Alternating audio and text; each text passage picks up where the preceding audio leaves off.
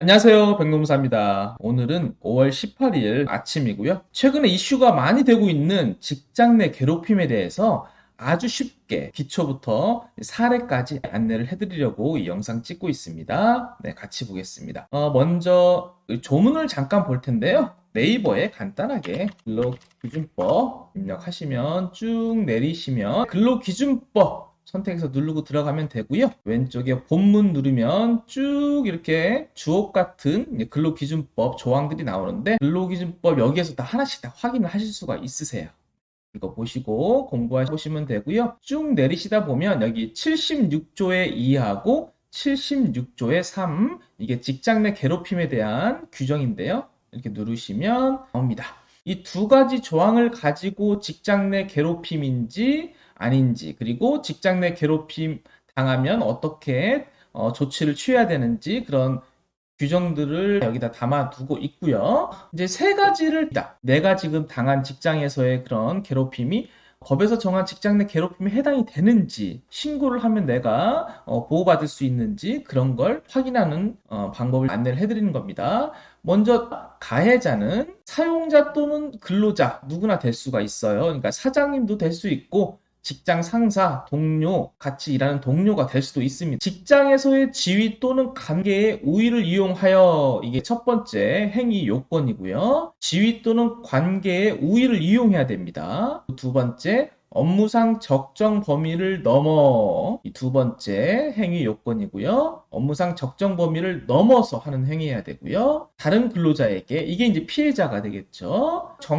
정신적 고통을 주거나 또는 근무 환경을 하는 행위 이게 이제 세 번째 행위 요건에 해당이 됩니다. 그래서 선생님이 당한 그 일이 직장 내 괴롭힘에 해당이 되는지를 판단할 때 이렇게 세 가지 하나, 둘, 이 세 가지를 다 검토를 하게 됩니다. 어떤 식으로 검토하는지 제가 사례에서 자세히 안내를 바로 사례를 그럼 보도록 하겠습니다. 네, 보이시죠? 인정된 사례고요. 업무 전환 따돌림을 당했다라고 합니다. 사실관계를 보면 육아휴직을 하고 복직을 했어요. 그럼 직원한테 전에 담당하던 업무가 아닌 다른 업무를 준 거죠. 다른 업무를 준 이유는 아무래도 그만두게 하려고 했던 것 같습니다. 그래서 직원을 퇴출시키기 위한 따돌림도 또 지시를 했다고 하네요. 회사 임원인 전무가 이런 행위를 했고요. 피해자는 육아휴직 후 복직한 직원이었고 행위 장소 사업장 내가 아니어도 상관없습니다. 네, 행위 요건 세 가지 말씀을 드렸죠. 조문에서 다시 확인하시면 좋으실 것 같고요.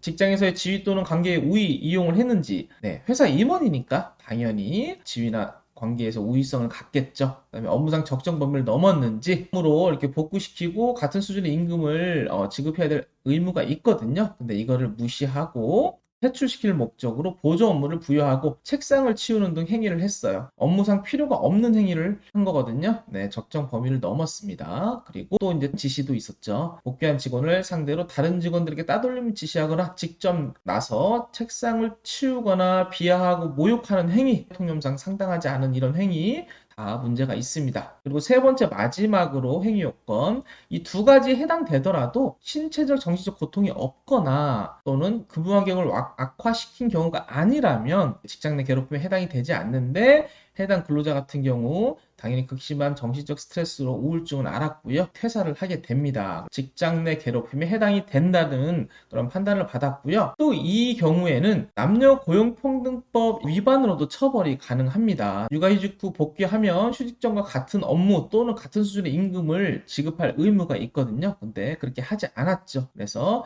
실제로도 이렇게 처벌을 받은 사안이라고 합니다. 네, 두 번째 사례 빠르게 보겠습니다. 개인적 업무를 강요한 사건이고요. 뭐 이런 경우 많죠. 회사에서 업무 말고 사적인 일을 시키는 거 그런 케이스입니다. 대표의 뭐 운전기사 수행비서 역할을 하면서 그 외에 개인적인 일까지 시켰는데 많이 오는 날뭐 맨손으로 그 사장의 와이프 자동 제거하는 작업까지 시키고 또 직원들 같이 개인 밭에 옥수수 수확과 판매까지 시켰다라고 합니다. 회사 대표가 행위자고요. 직원이었고 피해자는 그다음에 사업도 있었고 바깥에서도 이렇게 이런 일이 벌어지는 사안이었고요. 세 가지를 검토를 한다고 했죠. 다시 한번 또 반복해서 보겠습니다. 직장에서 관계 우위성, 네, 사용자 사장이니까 그 지위 당연히 이용을 한 거고요. 업무상 적정 범위 넘었는지 이렇게 개인적인 사적인 일을 시키면 네, 적정 범위를 넘었다라고 합니다. 업무상 필요 없는 행위를 시킨 거죠. 그리고 세 번째, 신체적 정신적 고통 또는 근무 환경 악화. 이 경우에는 근무 환경을 악화시켰다고 인정이 된 건데요. 원래 하던 일 외에 별도의 일을 하니까 네, 근무 환경이 악화된 거죠. 두 가지를 모두 해야 되니까. 그래서 종합적 판단으로 직장 내 괴롭힘에 해당된다라고 판정받은 거고요. 간단하게 두 가지를 봤는데요. 직장 내 괴롭힘을 당하시게 되면 바로 이렇게 회사에 신고를 하시면 됩니다. 신고를 하시면 되고요. 대상자가 사장이어서 신고를 해도 어차피 조치가 없을 것 같다라고 하면 그때 고용노동청에다가 신고를 하시면 되겠고요. 이거에 대해서 처벌 규정과 과태료 규정이 있는데 그건 어디서 확인하실 수 있냐면 왼쪽으로 쭉 내리시면 이렇게 벌칙 조항이 있습니다. 우리가 좀 전에 봤던 조항은요. 76조의 2하고 76조의 3이니까 이 해당되는 것들이 어디에 걸려 있는지를 확인하시면 되겠습니다. 법조항 이렇게 보는 방법을 지금 간단하게 안내를 해드리는 거니까 네, 참고하시면 좋을 것 같아요. 위에서부터 하나씩 한번 찾아보겠습니다. 벌칙 규정부터 76조의 2 혹은 3이 들어가 있는 것이 있는지 보시면 됩니다. 여기 76조의 3 제6항이 있네요. 이렇게 누르시면 해당되는 게 나오고요. 사용자는 직장 내 괴롭힘 사실을 신고한 근로자 및 피해 근로자에게 해고나 그 밖에 불리한 처우를 하여서는 아니 된다라고 했는데 이걸 위반하면 얼마죠? 3년 이하 징역 또는 3천만 원 이하 벌금형에 처한다라는 규정입니다. 괴롭힘 당했다고 회사에다 신고를 했는데 오히려 피해자를 해고하거나 어떤 징계를 하는 그런 경우가 생각보다 많거든요. 그런 경우에 이렇게 처벌받을 수 있습니다. 당하신 피해자가 노동청에 신고하시면 되는 거고요. 또 76조의 2나 3을 또 있나 한번 볼게요. 다른 벌칙 규정이 여기는 없고요. 신고한 사람을 징계를 주거나 해고한 경우 그런 경우에만 이제 벌칙 규정이 있고요.